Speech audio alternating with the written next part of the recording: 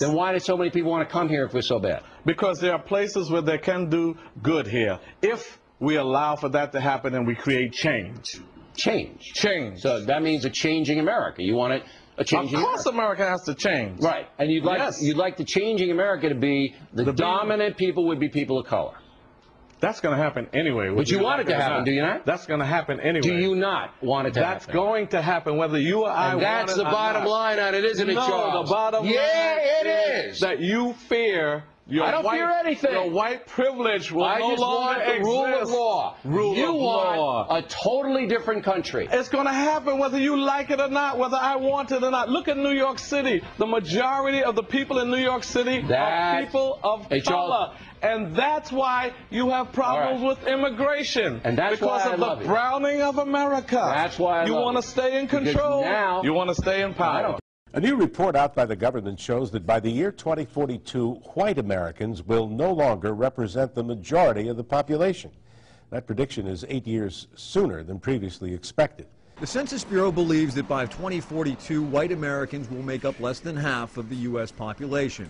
But with so many mixed communities, diverse families, and changing mindsets, Hesbiver believes that by that time, ethnic lines will be blurred.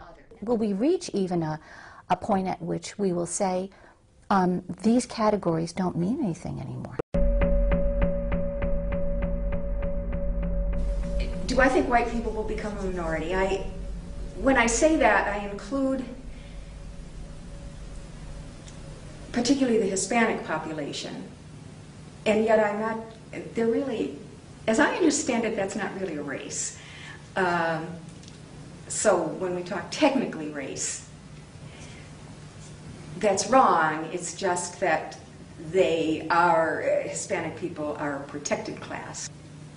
Do I think white nationalists have a point in saying enough is enough when whites are now at 66%, when our founding fathers were at 100%?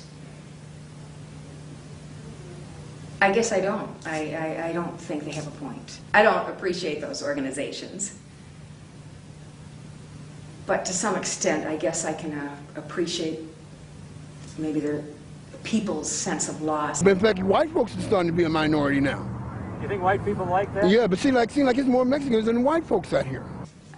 Just maybe someday it just means a completely blended group of people that nobody will be able to figure out what anybody is anymore. Is that a good thing? I think that's a great thing. I think we are yellowing America and everybody's blending, and that, you know, I think that's a good thing. Ooh, that's a good question. I think we got enough here. And just imagine how America is going to be 15 years from now. Oh, I can see the potential for a lot of racial tension between blacks and Latinos. You're here bleeding our social services, you're using our hospitals, you're using this without contributing anything to our society. They can come over here and don't even have to speak English. You know what I'm saying? If we were in their country, we would have to adapt.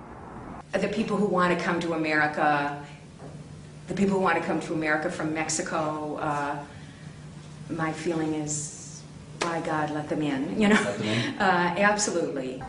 We've got some people saying that we've got to open up the door and allow more in. No, we shouldn't. People saying that we should close the door and build a wall. Close the door and build a wall. And what's so bad about it, these Mexicans have more of an attitude. They're more arrogant than what a white man is. So you say that the Mexicans are more racist than the whites? Yes, yes, especially the ones with the big belt buckles and the reptile shoes. You know, the United States lets 250,000 immigrants come in every year. It's more than any country in the world. Correct. So you think that's not enough? We're not being generous enough? Well, I think we got too many already. We got too many? Too many. If you were the immigration czar, what would you do? If you could give one order, what would it be? I would send them back. All 20 million? Yeah. If you were the president, what would you do with the 20 million illegal aliens that are here? Oh, Cinco dos Adios, they'd be gone. Oh, it would be no problem. Oh, yeah, they'd be gone. Oh, no. Now, if I said that, I know what would happen. I'd get called a racist. When it comes to naming a baby, do you know which name is more popular right now in Great Britain? George or Mohammed? George? Wrong. No. It's Mohammed. You got it. Mohammed actually just overtook George on the list of the most popular names in the UK. With me now to talk about the deepening influence of Islam on life in Britain is Gerard Baker, U.S. editor of the Times of London. So, Jerry, what does this mean? Just more Muslims in Britain? That's right. I mean, the number of Muslims is growing dramatically. Muslims tend to have larger families, many more children. Birth rates among the rest of the population are declining. It's even more dramatic in the rest of Europe. Muhammad is actually the single most popular name on birth certificates in Belgium, for example. Across Europe, this is a demographic phenomenon. More and more Muslims are having 5, 6, 7 children. Traditional Caucasian, if you like, Christians tend to be having 1 or in many cases no children at all. So we're on a steady path here towards a rapid increase in the proportion of the population that is Muslim. Catastrophically falling birth rates, well below the replacement level. It's entirely possible that the French will disappear. There will be no native-born French that come from the traditional French population. What some call the demographic winter of Western society. Yes, there are demographic shifts. Yes, women did decide in the past several decades to stop having as many children. They made a decision to control their fertility when contraceptives became more available. But the only reason to call that a crisis or a demographic winter is if you're overly focused on which babies are being born and whether they're the right religion and race. I'll say, well, what would be so wrong? What would be so wrong if the Western world did become Muslim?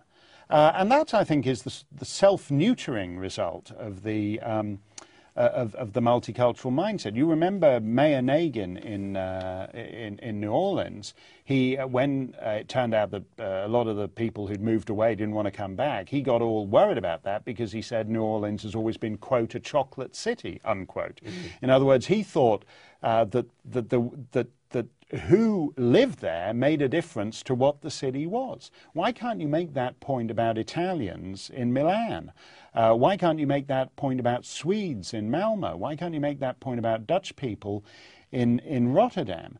And I think that's what I find fascinating, that the leftist progressives say, well, what's the big deal if the whole world becomes Muslim? What would be wrong with that? Right. And I think the response to that is, well, look, you know, okay, which currently Muslim city would you want to live in?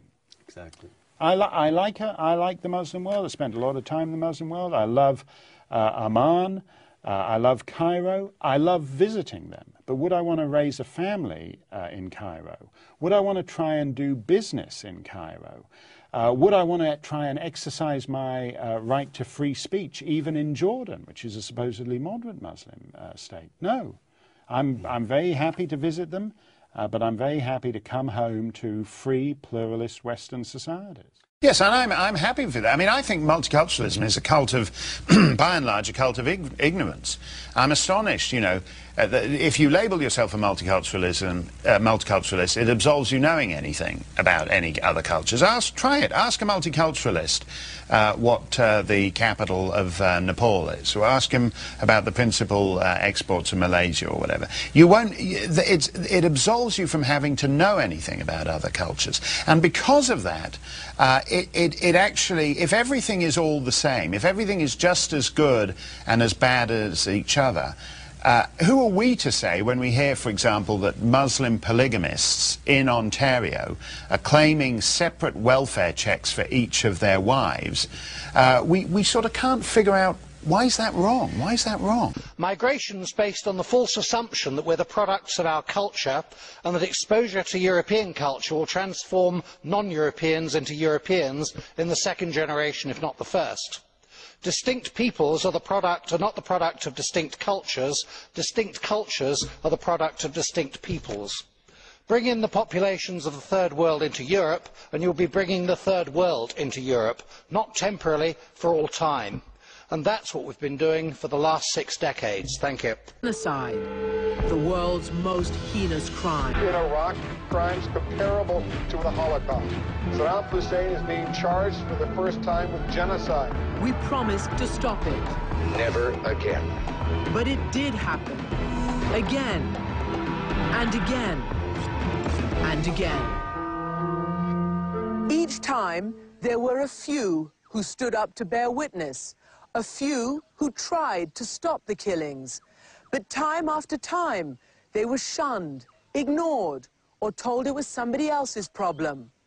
Each time they screamed bloody murder, the world turned away. Oftentimes the word genocide is thrown around in international forums, and most of us think we know what defines genocide, but really we don't. The definition is much broader under international law. Article 2 of the Convention defines genocide as any of the following acts committed with intent to destroy in whole or in part a national, ethnic, racial, or religious group as such. Killing members of the group, causing serious bodily or mental harm to members of the group, deliberately inflicting on the group conditions of life calculated to bring about its physical destruction in whole or in part, imposing measures intended to prevent births within the group, and lastly, forcibly transferring children of the group to another group. Article 3, furthermore, defines the crimes that can be punished under this convention, and that is genocide, conspiracy to commit genocide, direct and public incitement to commit genocide, attempt to commit genocide, or complicity in genocide. It goes on to talk about many things, but one thing becomes crystal clear. Anytime you deliberately inflict on the group conditions of life calculated to bring about its physical destruction in whole or in part, it constitutes genocide. Now, most of us believe genocide happens as a war crime. Well, generally that's what it's prosecuted as. Saddam Hussein was prosecuted for war crimes, by and large, but it need not be a war crime. It can be a series of human rights violations. This is largely misunderstood. Lemkin, for instance, wrote after the law was first written, generally speaking, genocide does not necessarily mean the immediate destruction of a nation, except when accomplished by mass killings of all members of the nations. It is intended to signify a coordinated plan of different actions aiming at the destruction of the essential foundations of the life of national groups, with the aim of annihilating the groups themselves. The objectives of such a plan would be disintegration of the political and social institutions, of culture, of language, national feelings, religion, and the economic existence of national groups, and the destruction of personal security, liberty, health, dignity, and even lives of the individuals belonging to such groups. More often, it refers to a coordinated plan aimed at destruction of the essential foundations at the life of a national group, so that these groups wither and die like plants that have suffered a blight. The end may be accomplished by forced disintegration of political and social institutions, of the culture of the people, of their language, of their national feelings, of their religions. And that is very broad. Most listening to this would say that is extremely broad, and it can be when you start talking about a series of human rights violations. Most of us have heard this phrase in the West, race is just a social construct. Well, it isn't. It isn't. The word genocide comes from the word genotype. Genotype is interchangeable with race. For instance, the Indo-European genotype. It is very specific. It can be tested for again and again. You can't target that for extinction. If you do so, it's a hanging trial. I think it's common sense to most listeners. But what it comes down to is a series of human rights violations targeting someone for extinction. It's kind of entertaining hearing that this concept of race is a social construct, because under international law there is no such thing as a social construct. Yeah, Saddam Hussein doesn't show up at his trial and say the Kurds were just a social construct. All Iraqis were equal. The Kurds are just a social construct, and get out of the tribunal. It doesn't really work that way. There are no social constructs under international law. If you don't believe me, go find Saddam Hussein and ask him.